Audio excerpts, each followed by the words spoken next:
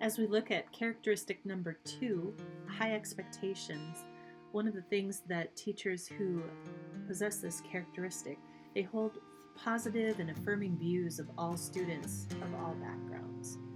And so when we think about this, really looking at high expectations for a student can be challenging because it's not always the same expectation. As we move more and more into differentiated learning environments, our focus is really on how do we make sure that we're helping each student in our classroom move towards the full potential they have in learning, taking them from wherever they are right now and trying to move them forward and having those high expectations for them that they can succeed, that they can learn, and trying to get them to reach that potential. And I think about back in my elementary school teaching days of writing, for an example of this. Teaching writing at the third and fourth grade level is kind of challenging. Um, Writing in general is can be difficult for a variety of reasons. It might be fine motor skills. It might be just getting thoughts from your head down to paper. And I remember working with students who were just so challenged when I asked them to create a story. And trying to get that story out of their brain and onto paper was really difficult. But I knew they had the stories. Being out on the playground with them at recess time, I'd hear stories. They were so good at sharing the things that happened over the weekend or the things that they were experiencing. And so, one of the ways to have a high expectation for a student who's challenged by getting that writing idea out of their brain and onto paper is to come up with how do we get past that particular barrier and still keep that high expectation of creating the story. So one of the things I used to do with students who struggled like that was to actually just have them sit down with me and tell me a story while I would have them dictate it to me. I would just sit and type the story on the computer the best I could, try to keep up with them as they told a story. And as they would finish, I would turn the computer around and say, this is what your story looks like on paper when we're actually able to see it and not just hear it from you telling it. And so from that point, then they were able to take the structure that had been created, which was getting those words out of their mind and onto a place where they could work with it.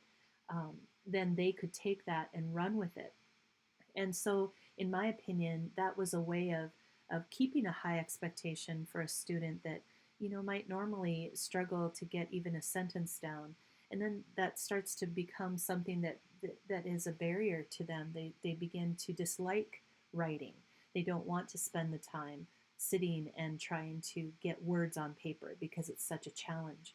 But by just taking that little extra step of noticing what the challenge is and trying to provide a way around it, that student then can continue to grow and change and learn and expand their abilities. You know what's amazing about that example to me? What? Well, it's so completely counterintuitive because on the surface, as a teacher, my initial urge is to say high expectations. That means if I'm expecting half a paragraph on paper from this student, I'm going to expect half a paragraph on paper from that other student. Um, or or if I was going to slightly lower my expectations, I might say, well, just give me a sentence on paper. And both of those would result probably with the student you were talking about with nothing on the paper. And so it's a really good reminder to me that whatever it is that I'm kind of, because I've developed this assignment, I know what I want my students to do. Um, that may be actually the thing. The mode that I'm asking them to operate in may be the actual thing that's actually keeping a student from achieving high expectations. I have to relook at what I've been doing uh, and get at the most that both students can provide, the most learning that they can experience. It may mean I just need to adjust what I'm expecting so that they can both produce something that's high expectations. Right. I think it would be good to take a few minutes and just think about your own setting. What is your setting that you teach in? What are those challenges that come up that students maybe don't enjoy as much or really struggle to accomplish for you in your class?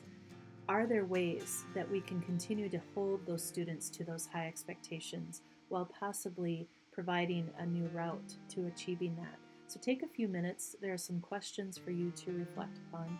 And if you have a chance to talk with a small group, take a little time to write your ideas, reflect for a bit, and then share out those ideas in a circle and see what you come up with for what high expectations mean for you.